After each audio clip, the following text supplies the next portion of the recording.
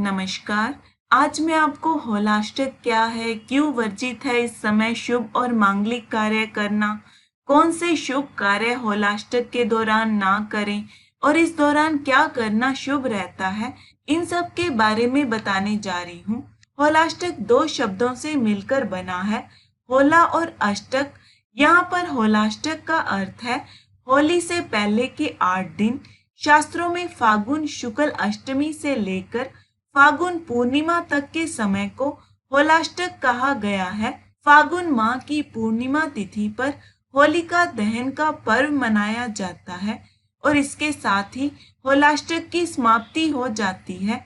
शास्त्रों के अनुसार होलाष्टक काल में किसी भी मांगलिक कार्य या कोई भी नवीन कार्य को प्रारंभ करना वर्जित बताया गया है, जैसे बच्चे का मुंडन, नामकरण संस्कार, सगाई विवाह का शुभ कार्य ना करें, बच्चों की शिक्षा की शुरुआत भी इस काल में ना करें, कोई प्रॉपर्टी भी इस समय में ना खरीदें।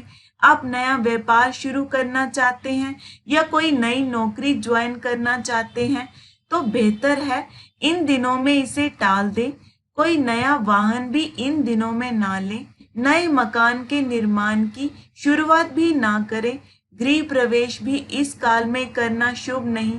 दोस्तों, हिंदू धर्म में 16 प्रकार के संस्कार बताए जाते हैं। इनमें से किसी भी संस्कार को इस दौरान संपन्न नहीं करना चाहिए। इसके साथ ही इस दौरान किसी भी प्रकार का हवन, यज्ञ कर्म भी इन दिनों में नहीं किए जाते। मान्यताओं के अनुसार इस अवधि में किए गए शुभ कार्यों का पूर्ण फल प्राप्त नहीं होता। कुछ दिन रुककर होली के बाद ही इन कार्यों को करें। इससे सकारात्मक ऊर्जा आपके साथ रहेगी और आप हर कार्य में सफलता हासिल कर सकेंगे। चलिए जानते हैं कि होलाष्टक पर क्यों है शुभ कार्य निषेध। भगवान श्री हरि विष्णु के अनन्य भक्त थे भक्त प्रहलाद, परंतु उनके पिता हिरण्यकशिपु स्वयं को ही भगवान मानते थे और उन्हें ध्यान, भजन, पूजा पाठ आदि धार्मिक कार्य बिल्कुल पसंद नहीं थे। हिरण्यकशिपु को यह स्वीकार नहीं था कि उनका पुत्र धर्म के मार्ग पर चले और विष्णु जी की भक्ति करे। हिरण्यकशिपु अपने पुत्र को भक्ति के मार्ग से विमुख करना चाहता था। इसके लिए उसने प्रहलाद पर फागुन शुक्ल पक्ष की अष्टमी से पूर्णिमा के दौरान तरह तरह के अत्याचार किए, परंतु श्री हरि विष्णु की कृपा से बालक प्रहलाद के ऊपर उनका कोई प्रभाव नहीं पड़ा। अंत में हिरण्यकशिपु ने अपनी बहन होलिका को बुलाया, जिसे यह वरदान प्राप्त था कि अग्नि उसे जला नहीं सकती। इसके बाद हिरण्यकशिपु ने होलिका से कहा कि वह प्रहलाद को लेकर अग्नि में प्रवेश करे, जिससे प्रहलाद की मृत्यु हो जाए। परंतु हरि कृपा से भक्त प्रहलाद अग्नि से सुरक्षित बाहर आए और होलिका को मिला हुआ वरदान धर्म के विरुद्ध कार्य करने के कारण निष्फल हो गया और होलिका उस अग्नि में भस्म हो गई। यही वजह है कि होलाष्टक के 8 दिनों को अशुभ माना गया है। एक अन्य कथा के अनुसार तारकासुर का वध शिव पुत्र ही कर सकता था, ऐसा उसको वरदान प्राप्त था। लेकिन सती के आत्मदाह के बाद भगवान शिव तपस्या में लीन हो गए थे। समय के साथ मां सती ने हिमालय की पुत्री के रूप में फिर से शिव मिलन के लिए जन्म ले लिया, पर शिवजी वर्षों तक अपनी उसी तपस्या में लीन ही रहे। वहीं दूसरी तरफ तारकासुर के अत्याचार बढ़ने लगे। इससे सभी देवता परेशान हो गए। देवताओं ने शिव पार्वती मिलन के लिए भगवान शिव की तपस्या को भंग करने के उपाय सोचने लगे और तब सभी की सहमति पर भगवान कामदेव को इस कार्य में लगा दिया। कामदेव शिव तपोस्थली पर पहुंचे और तरह तरह के प्रयोग करके शिव जी का ध्यान भंग करने लग गए। कामदेव ने एक पुष्प बाण शिव पर छोड़ा था। इस कार्य में कामदेव कामयाब हो गए। उन्होंने शिव जी की तपस्या भंग कर दी, लेकिन शिवजी इस बात पर क्रोधित हो गए और उन्होंने अपनी तीसरी आंख से अग्नि निकालकर पल भर में ही कामदेव को भस्म कर दिया। जिस दिन यह घटना हुई उस दिन फागुन की अष्टमी तिथि थी। कामदेव की पत्नी रति अपने पति की भस्म को देखकर जोर जोर से रोने लगी और भोलेनाथ से उसका पति लौटाने की विनती करने लगी। देवी देवता भी प्रार्थना करने लगे। ऐसा करते करते 8 दिन हो गए। 8वें दिन शिवजी ने रति की प्रार्थना स्वीकार कर ली। उस दिन फागुन की पूर्णिमा तिथि थी। महादेव के इस निर्णय के बाद जन साधारण ने हर्षो उल्लास मनाया। यही वजह है कि ये 8 दिन शुभ कार्यों के लिए वर्जित माने गए हैं। दोस्तों, होलाष्टक केवल धार्मिक वजह से ही नहीं बल्कि ज्योतिषीय दृष्टि के हिसाब से भी इसे अशुभ काल माना गया है। मान्यता है कि अष्टमी तिथि से लेकर पूर्णिमा तक ग्रह नक्षत्रों की स्थिति ज्यादा अच्छी नहीं रहती। अष्टमी से लेकर पूर्णिमा तक अलग अलग दिनों में अलग अलग ग्रह उग्र हो जाते हैं।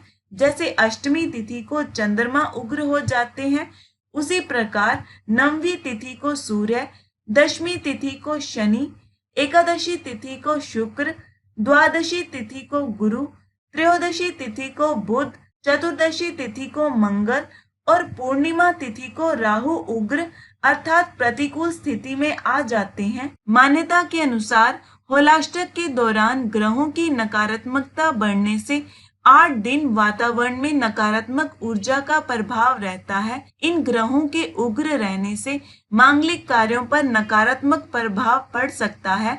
यह भी कहा जाता है कि इन दिनों में जातकों की निर्णय लेने की शक्ति काफी कमजोर हो जाती है, जिससे वे कई बार गलत फैसले भी ले सकते हैं, जिससे हानि की आशंका बनी रहती है।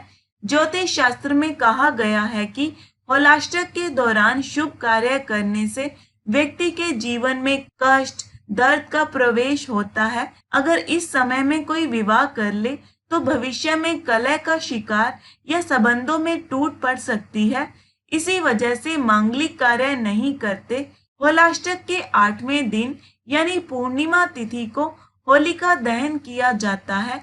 मान्यता है कि होलिका के जलने पर वातावरण में मौजूद नकारात्मक ऊर्जा का प्रभाव समाप्त होता है। होलिका को जलाने के लिए इसकी तैयारी भी होलाष्टक के पहले दिन से शुरू हो जाती है।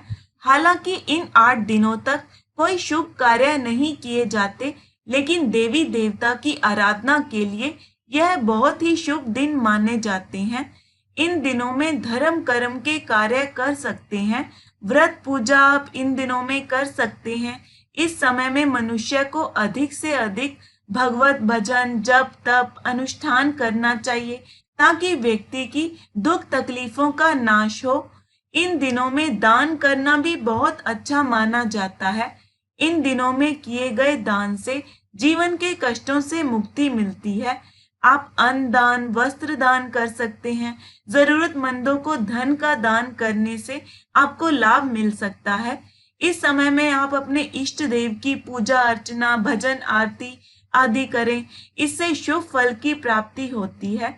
होलाष्टक के दौरान भगवान विष्णु की पूजा करने से व्यक्ति के कष्ट दूर होकर मनोकामनाएं पूर्ण होती हैं। विष्णु सहस्त्र नाम का पाठ कर सकते हैं। आप इनके नरसिंह अवतार की पूजा इस समय कर सकते हो। इस दौरान भगवान नरसिंह की कृपा अति शीघ्र प्राप्त होती है। यदि शरीर में कोई असाध्य रोग हो जिसका उपचार के बाद भी लाभ नहीं हो रहा हो तो भगवान शिव का पूजन करें। होलाष्टक में महामृत्युंजय मंत्र का जाप करने से हर तरह के रोग से छुटकारा मिलता है और सेहत अच्छी रहती है। बच्चों का पढ़ाई में मन नहीं लग रहा हो तो गणपति अथर्व शीर्ष का पाठ करें। इसके अलावा हनुमान चालीसा का पाठ करने से कष्ट दूर होते हैं। लड्डू गोपाल का पूजन कर संतान गोपाल मंत्र का जाप कर सकते हैं। इससे शीघ्र संतान प्राप्ति होती है। लक्ष्मी प्राप्ति के लिए श्री सूक्त का पाठ कर सकते हैं। विजय प्राप्ति के लिए आदित्य हृदय स्तोत्र या सुंदरकांड का पाठ कर सकते हैं। उग्र ग्रहों की शांति के लिए आप उपाय भी कर सकते हैं। आप चाहें तो योग्य वैदिक ब्राह्मण के द्वारा भी अनुष्ठान करवा सकते हैं। होलिका दहन के पश्चात उसी स्थान पर हवन कर अनुष्ठान की पूर्ण आहुति करें। यदि होलिका दहन के स्थान पर हवन करना संभव ना हो तो होली में प्रज्वलित अग्नि का कंडा घर लाकर उसमें भी हवन कर सकते हैं। होलाष्टक में स्वच्छता और खान पान का संपूर्ण ध्यान रखना चाहिए। आशा करती हूँ ये वीडियो आपको अच्छा लगा होगा। धन्यवाद।